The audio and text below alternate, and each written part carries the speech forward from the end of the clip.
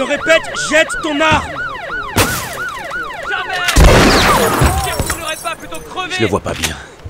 Je crois pas qu'il soit d'ici. Tu dois avoir raison. Ils nous les ramènent de toutes les prisons des États-Unis. Après, il y en a un qui s'évade, vole une voiture, et qui doit le poursuivre? Nous. La police locale, sans moyens, sans aucune aide. Jette ton arme! Rends-toi! Merde. Les renforts sont sûrement à plus de 10 miles. Couvre-moi, je vais essayer de les contourner. Ok.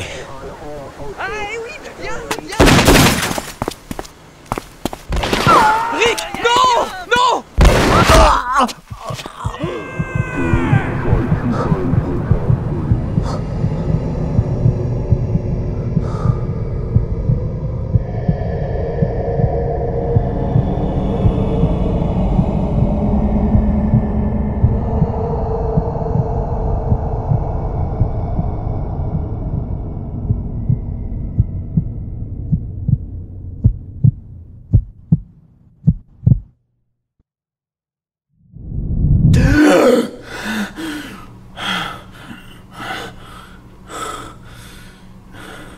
Walking Dead, Cahier 1, basé sur la bande dessinée de Robert Kirkman.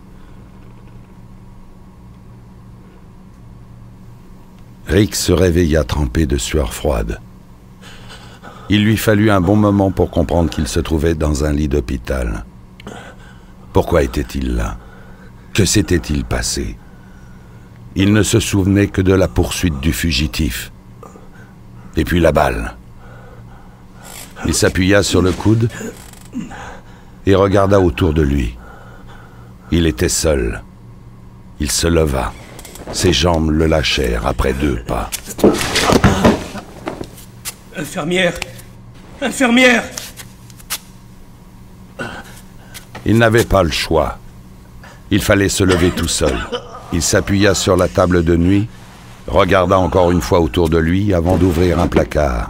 À l'intérieur, un jean, un t-shirt et des baskets. Il s'habilla avec difficulté, puis regarda dans le couloir. Il y a quelqu'un? S'appuyant contre les murs, pas à pas, il parvint au bout du couloir, vers le poste des infirmières. Eh oh! Infirmière! C'est quoi ça? Tout le monde a pris sa pause en même temps? Les chambres des malades paraissaient vides. Y a quelqu'un? Rick se dirigea vers l'ascenseur. Il entra et appuya sur la touche du rez-de-chaussée. L'ascenseur se mit en marche. En quelques secondes, il était parvenu à destination. Un cadavre s'était glissé à l'intérieur par la porte entr'ouverte. Les restes de la peau des joues recouvraient encore les muscles, mais les os de la mâchoire apparaissaient. Les entrailles sortaient du ventre, à travers un trou béant. À l'aide! Aidez-moi! Non! Rick eut du mal à s'empêcher de vomir. Il sortit le plus vite possible de l'ascenseur, en prenant soin de ne pas toucher le cadavre. Est-ce qu'il y a quelqu'un? Sur sa gauche, il aperçut une double porte, bloquée par une planche. Qu'est-ce qui se passe ici? Au-dessus de la porte, il était écrit « Cantine ». Rick enleva la planche et entr'ouvrit la porte. Il aperçut des dizaines de ce qui ressemblait à des cadavres. Mais ces gens étaient vivants. Ils bougeaient, même s'ils paraissaient morts depuis longtemps. Leur corps était décomposé. La peau descamée, pourrie, tombait en lambeaux de leur visage, de leurs bras, de leurs jambes. Sous les restes de corps d'un rouge vif, apparaissaient les côtes, les tibias et les crânes. Leurs lèvres purulentes dessinaient d'horribles rictus. Et les yeux, leurs yeux morts, regardaient sans voir d'un air menaçant. Les morts vivants se dirigèrent vers Rick. Oh, non! Non! Arrêtez! Arrêtez! Laissez-moi! Péniblement, Rick parvint à échapper à l'assaillant le plus agressif. Il rentra dans le couloir.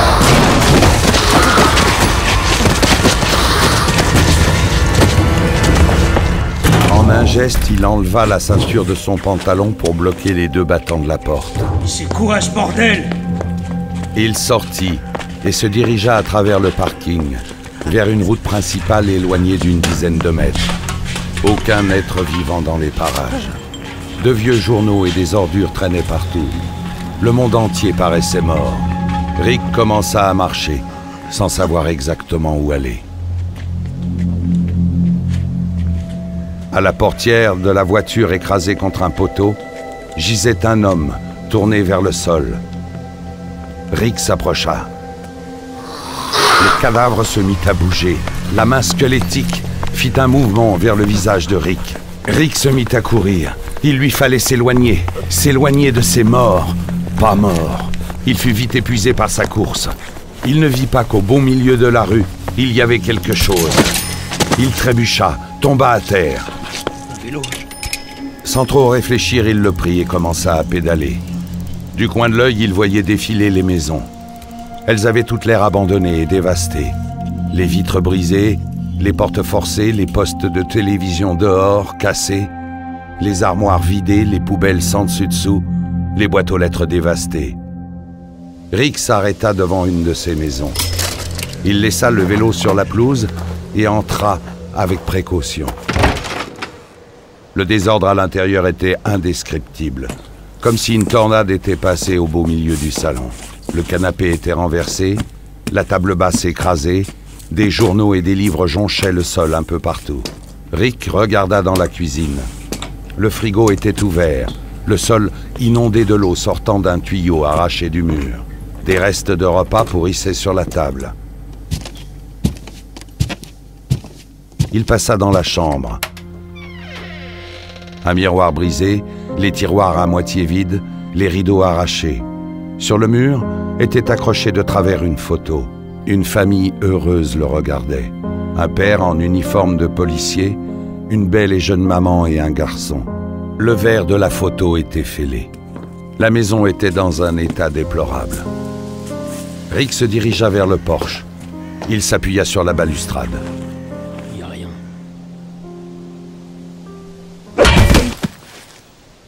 Papa! Mon Dieu, merde! Qu'est-ce que t'as fait, fiston? Il voulait nous manger, papa! Je l'ai frappé. Non, fiston, il est vivant! Ah! Prends ses pieds. Aide-moi à le rentrer.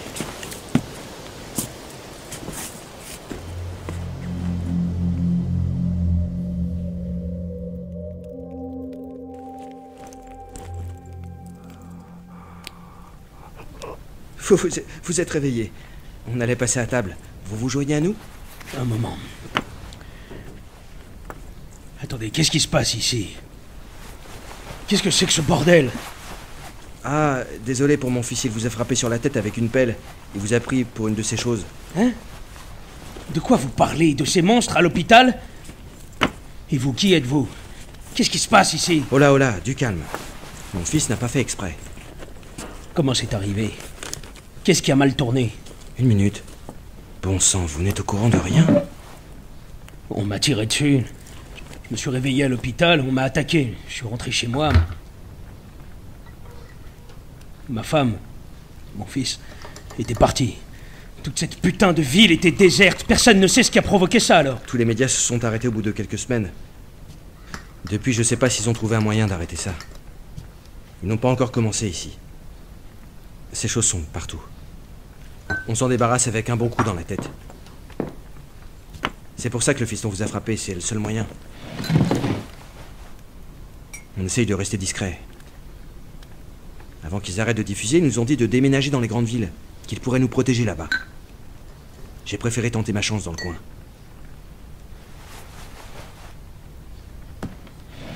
Mes beaux-parents habitent à Atlanta.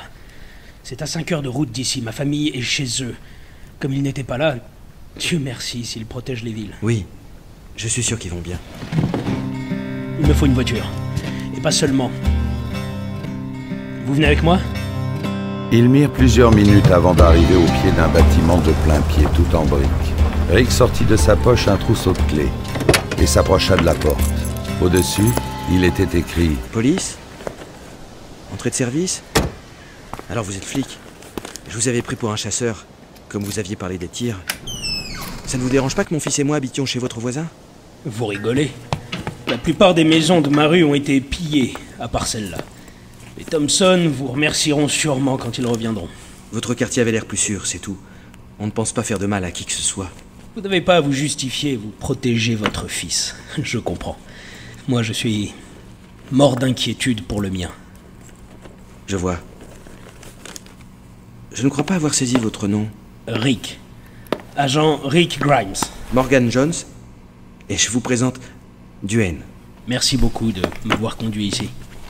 Ça m'a changé les idées. Avec mon fils, je ne parle que de dessins animés ou de flatulences. Merde. Avec tout ce que j'ai vu aujourd'hui, je me sens coupable de rire. C'est bon. J'ai aussi vu des trucs de folie. Il faut aller de l'avant. Merde, il était quelque part. Là, ça y est. Un revolver? Vous pouvez en avoir besoin. Et ce n'est pas tout, venez.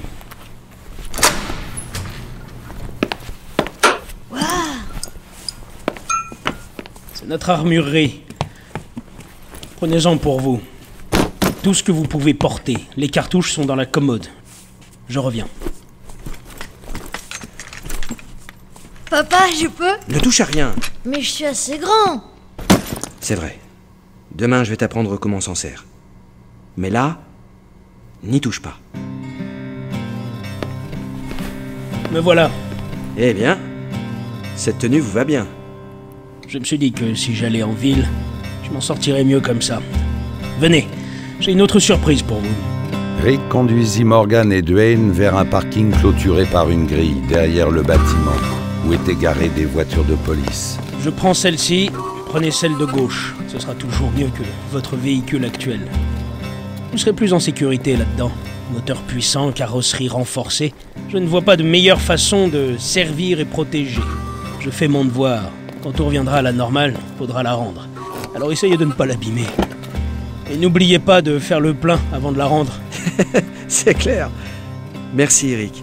Tu ne sais pas à quel point ça nous aidera. C'est moi qui vous remercie. Attention! Faites attention! Je m'en occupe. Non! Non! Laissez-le! Il ne peut pas traverser le grillage. Cette balle pourrait vous manquer plus tard. Vous avez raison, bien sûr. Allons-nous-en avant qu'il n'y en ait plus. On est voisins, surveillez ma maison. Promis. Tenez bon. Vous aussi. Faites attention.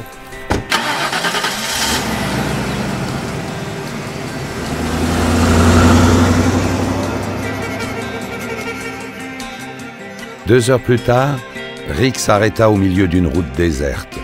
Sans éteindre le moteur, il examina attentivement l'extérieur. Personne. Il devait sortir, il sentait une insupportable pression sur sa vessie. Il fit quelques pas vers les buissons qui bordaient la route. Un mort-vivant gisait sur le bas-côté et le regardait les yeux pleins de haine. Rick s'approcha de lui et le mit en joue. La balle l'atteignit en plein front.